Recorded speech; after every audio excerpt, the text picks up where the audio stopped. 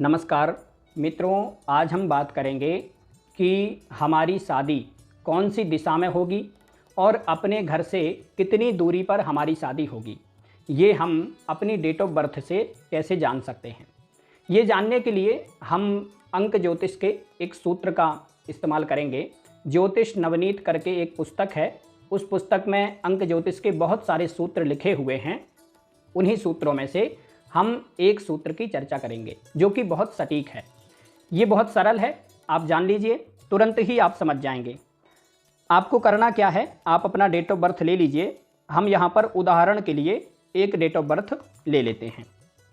हम ले लेते हैं 9 जनवरी 1994। ये डेट ऑफ बर्थ हम ले लेते हैं। अब आपको करना क्या है, इस डेट ऑफ बर्थ को 1 बाई 1 एक एक करके जोड़ लेना है, एक एक अंक अलग अलग।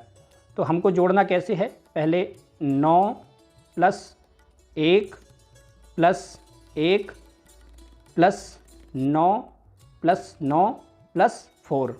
हमने यहाँ पर ले लिया 9 1 1 9 9 4।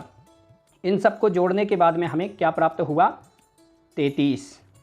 अब आपको करना क्या है, ये जो आपको 33 प्राप्त हुआ है, इस 33 को भी अलग अलग एक एक अंक करके जोड़ लीजिए, एक अंक की संख्या बना लीजिए। तो 3 और 3 जोड़ने पर प्राप्त हुआ यहाँ 6।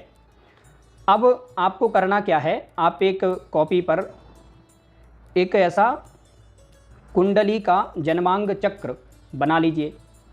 कुंडली चक्र बनाने के बाद में ये जो पहला, जहाँ पर पहला लिखा हुआ है, आप स्क्रीन पर देख लीजिए, आप तुरंत समझ जाएंगे।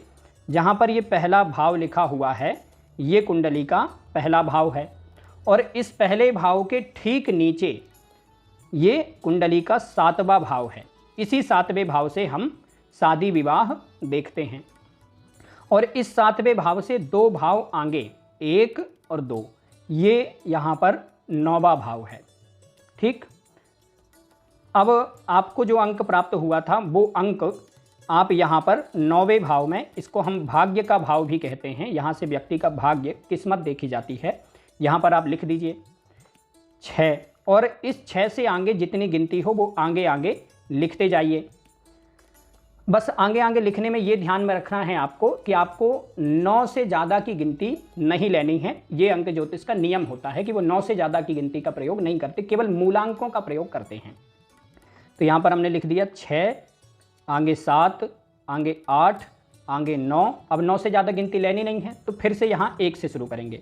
1 2 3 4 5 6 और एक ये 7। अब आप यहाँ समझ लीजिए, थोड़ा सा है एकदम समझने के लिए, आप तुरंत समझ जाएंगे। 7 नंबर की गिनती हमें ये शादी विवाह के भाव में मिल गई। अभी यहाँ पर ये जो 7 नंबर की गिनती मिली है, इस गिनती का क्या फल है, वो फल आपको स्क्रीन पर दिख रहा है।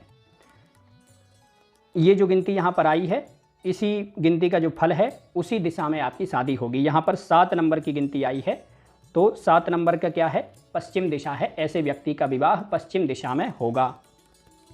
अब हम एक और उदाहरण से समझ लेते हैं जिसमें आपको कॉन्सेप्ट क्लियर हो जाए। दूसरा उदाहरण हम ले लेते हैं 11 जुलाई 1999। इसको हम 1 बाई 1 जोड़ लेंगे। जोड़ना कैसे है, 11 1 + 1 + 7 + 1 + 9 + 9 + 9, ऐसे हो गया हमारा 1 1 7 1 9 9 9। सब जोड़ा तो हमें मिला 37, 33 हमें मिल गया। अब वही करना है हमको, यहाँ पर 1 की संख्या बना लेनी है। तो 33 को हमने जोड़ा 3 7, तो हमको मिला 7 3 10, 10 हो गया। अब हमको पहले ही पता है कि अंक ज्योतिष में 9 से ज़्यादा की गिनती नहीं लेते हैं, तो हमें इस 10 की संख्या में से 9 घटा देना है। जब हम यहाँ पर 9 घटा देंगे तो हमें प्राप्त हुआ 1। ये आप समझ लीजिए, बहुत समझना कठिन है थोड़ा, लेकिन आप इसको ध्यान में रखिएगा कि यदि 9 से ज़्यादा की गिनती आती है तो उस गिनती में से 9 घटा करके फिर जो संख्या प्राप्त हो वो संख्या ले लीजिएगा। तो हमने यहाँ पर ले लिया 1। अब 1 ले लिया तो हमने यहीं पर ये भाग्य भाव जो है, जहाँ पर भाग्य लिखा है, यहाँ पर 1 लिख दिया। अब 1 से आगे की गिनती यहाँ लिख दें, 2 3 4 5 6 7 8 9, 9 यहाँ लिखा। अब 9 से आगे की गिनती लेनी नहीं है, फिर से 1 से शुरू करना है, फिर से 1 और 2, अब यहाँ पर आ गया 2। कहने का मतलब है कि ये पूरी संख्या जोड़ने के बाद जो संख्या हमें मिलेगी, आपका डेट ऑफ बर्थ जोड़ने के बाद जो संख्या हमें मिलेगी, उस संख्या को एक अंक की संख्या बना लेना है।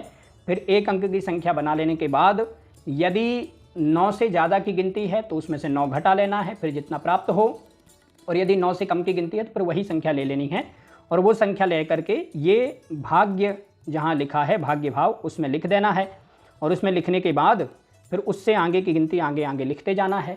9 तक लिखना है, 9 से आगे फिर 1 से शुरू करना है, फिर 1 से शुरू करके फिर ये जो 7वां घर, जो शादी विवाह का घर है, यहाँ पर जो अंक आता है उस अंक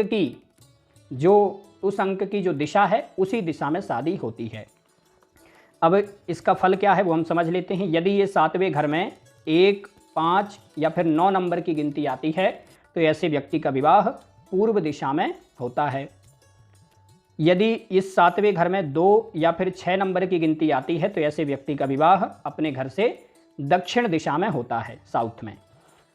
यदि इस 7वें घर में 3 या फिर 7 नंबर की गिनती आती है तो ऐसे व्यक्ति का विवाह पश्चिम दिशा में होता है। यदि इस 7वें घर में 4 या फिर 8 नंबर की गिनती आती है तो ऐसे व्यक्ति का विवाह उत्तर दिशा में होता है। अब हम जान लेते हैं कि विवाह दूर होगा या फिर पास होगा, तो उसके लिए आपकी स्क्रीन पर जो दिख रहा है चार्ट, आप उसको देख लीजिए। इसी 7वें घर में यदि 1, 4 या फिर 7 नंबर की गिनती आती है तो ऐसे व्यक्ति का विवाह अपने घर से दूर होगा। दूर का मतलब है कि 50 किलोमीटर से ज़्यादा। यदि इसी 7वें घर में 2, 5 या फिर 8 नंबर की गिनती आती है तो ऐसे व्यक्ति का विवाह घर से पास में होगा। पास का मतलब है 50 किलोमीटर से अंदर। यदि इसी 7वें घर में 3, 6 या फिर 9 नंबर की गिनती आती है तो ऐसे व्यक्ति का विवाह घर के ना ही पास में होगा ना दूर में होगा, मतलब थोड़ा करीब में होगा, मतलब 50 से 55 किलोमीटर की दूरी पर या 50 से 70 किलोमीटर की दूरी पर ऐसे व्यक्ति का विवाह होगा। अब हम यहाँ पर जो डेट ऑफ बर्थ लिए हैं इसमें हमारे पास एक डेट ऑफ बर्थ से 7 आया और एक डेट ऑफ बर्थ से 2 की गिनती आई है। तो ऐसे 7 जो आया है तो 7 नंबर कहाँ है, 3, 7 पश्चिम दिशा, तो ऐसे व्यक्ति का विवाह पश्चिम दिशा में होगा। और यहाँ पर 1, 4, 7 दूर विवाह, तो ऐसे व्यक्ति का विवाह दूर होगा। और यहाँ पर दूसरी वाली डेट ऑफ बर्थ जो है उसमें हमारे पास यहाँ 2 आया, तो 2 नंबर मतलब दक्षिण दिशा, तो ऐसे व्यक्ति का विवाह दक्षिण दिशा में होगा। और 2, 5, 8 कहाँ है, पास है, मतलब ऐसे व्यक्ति का विवाह 50 किलोमीटर से कम दूरी पर होगा। बस इतना ही है, बहुत सरल है, आप तुरंत समझ जाएंगे। आप देखिए और जांचिए इस सूत्र को। आज के लिए बस इतना ही, नमस्कार।